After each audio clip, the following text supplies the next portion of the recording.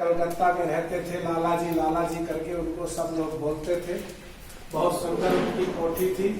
तो उनके गांव के लोग, कुछ लोग वहां सर्विस करने गए, तो लोगों को पता था कि हमारे गांव के लाला जी रहते हैं, चलो उनको मिल आते हैं। तो लाला जी के घर जब पहुंचे तो लाला जी को अपने घर से बहुत प्रेम था। कोई भी जाता था उसको कोनर कोनर सब घर दिखाते थे, चाय नाश्ता कराते थे और पूछते थे बताओ मेरा घर कैसे लगा।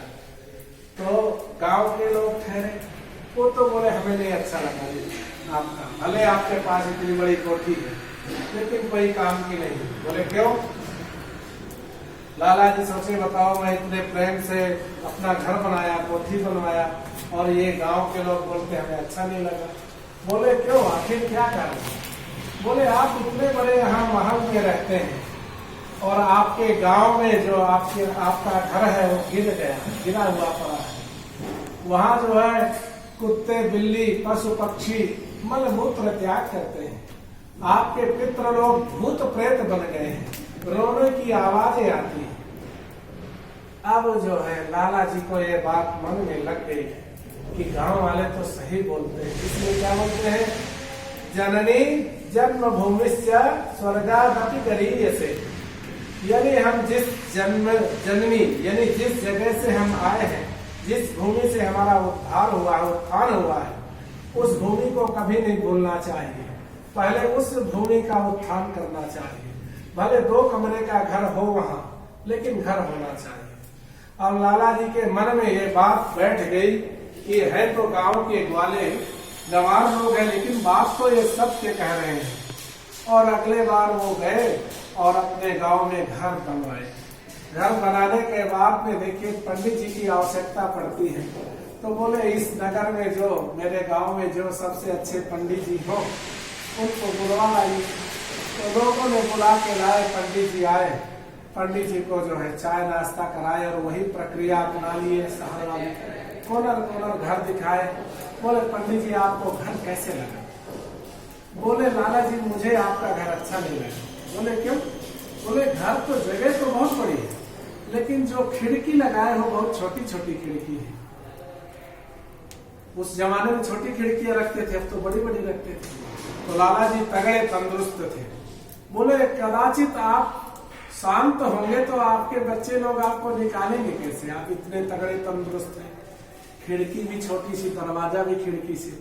अब लाला जी गुस्सा हो गए। बोले नहीं, मैं ये पंडित जी से गृह प्रवेश नहीं कराऊंगा। हाँ तो मैं गृह प्रवेश के लिए बुलाया और ये मुझे ऐसा बोल रहे हैं। मतलब रिसा करके चले गए वापस कलकत्ता। फिर कुछ दिन बाद गांव वाले बोले कि नहीं लाला जी गृह प्रवेश करा लीजिए, इस बार हम दूसरे पंडित जी का परिचय करवा देते हैं। अब गांव आए लाला जी और वो पंडित जी को बुलाया गया। दूसरे पंडित जी आए, उनको भी सेम प्रक्रिया, चाय नाश्ता करवा के कोनर कोनर घर दिखाए और अपना ही बताने लगे। अरे बोले वो तिवारी जी जो पंडित जी है वो तो बड़े मूर्ख। बोले क्यों, क्या हुआ?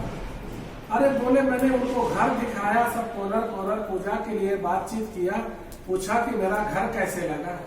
वो कहने लगे कि मुझे अच्छा नहीं लगा, आपने इतना छोटा दरवाजा लगाया है, छोटी खिड़की लगाए हैं, आपका शरीर शांत होगा तो लोग आपको निकालेंगे कैसे। बोले सच में वो मेरे बड़े भाई हैं, बड़े मूर्ख हैं।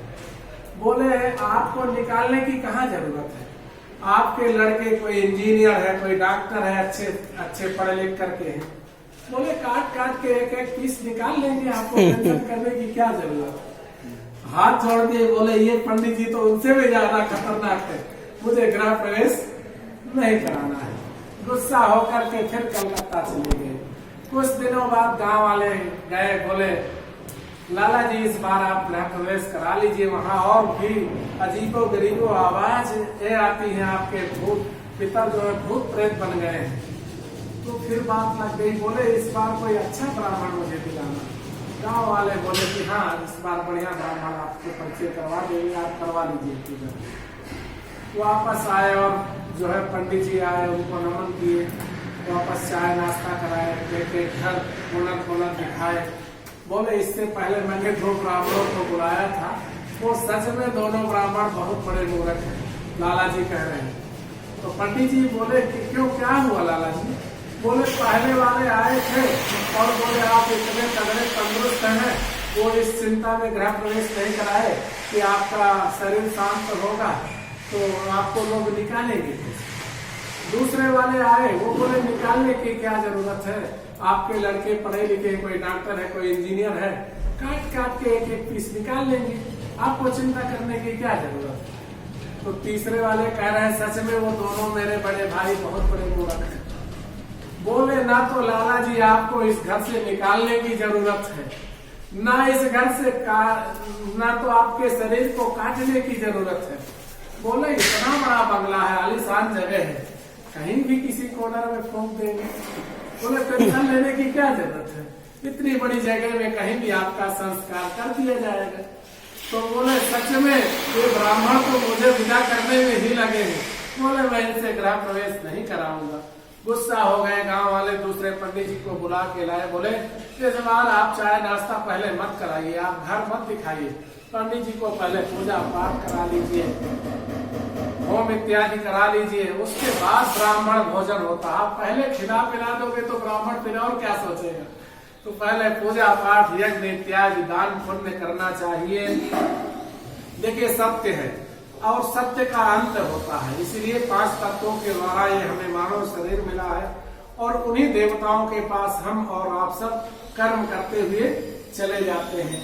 तो क्या रामायण क्या बोलती है, चित जल पावक गगन समीरा पंचरचित अधम शरीरा हरे अनंत हरे कथायनंता कहानी सुनाए बहु विधि सब समता कहानी सुनाए बहु विधि सब समता जा पार कृपा राम कहे होई ता पर कृपा करे सब कोई। जहाँ भगवान की कृपा हो गई, हरि की कृपा हो गई, वहाँ आनंद ही आनंद है। 5 तत्वों के द्वारा यह शरीर है। कौन कौन सा, पृथ्वी जल अग्नि वायु और आकाश। इन्हीं देवताओं के पास हम अपना अपना कर्म करते हुए चले जाते हैं, मोक्ष को प्राप्त हो जाते हैं। बोलते हैं छोटी आयु हो लेकिन अच्छी हो, यादगार हो, बड़ी आयु हो, आरोग्यता हो, तो क्या फायदा ऐसी आयु का। छोटी आयु हो, हम आनंद से जिए, सुख से जिए, चलता फिरता शरीर रहे। किसी से यह शरीर सेवा लेने लग जाए तो समझ लीजिए हम दूसरे का कर्जा ले रहे हैं, दूसरे से ऋण ले रहे हैं, फिर हमको किसी की सेवा करके वो कर्ज चुकाना पड़ेगा। इसलिए ऋण, आप किसी का धन ले लोगे उतना महंगा नहीं आपको पड़ेगा। किसी से अपने शरीर में सेवा करा लिए तो बहुत महंगा पड़ेगा, बहुत बार आपको रिटर्निंग जन्म लेना पड़ेगा।